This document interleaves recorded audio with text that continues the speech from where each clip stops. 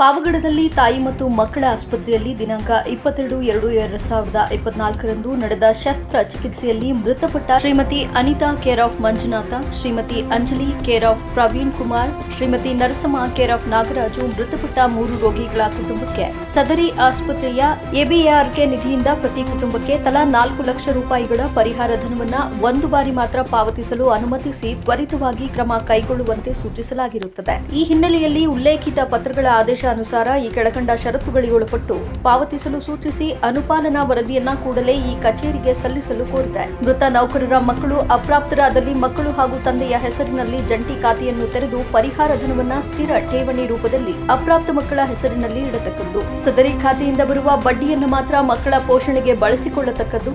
ಠೇವಣಿ ಮಾಡಿದ ಮೊತ್ತವನ್ನು ಮೃತ ನೌಕರರ ಎಲ್ಲಾ ಮಕ್ಕಳು ವಯಸ್ಕರಾಗುವವರೆಗೆ ಬ್ಯಾಂಕಿನಿಂದ ಹಿಂಪಡೆಯಲು ಅವಕಾಶವಿರದಂತೆ ಷರತ್ತು ವಿಧಿಸತಕ್ಕದ್ದು ಎಂದು ಆದೇಶ ಹೊರಡಿಸಲಾಗಿದೆ.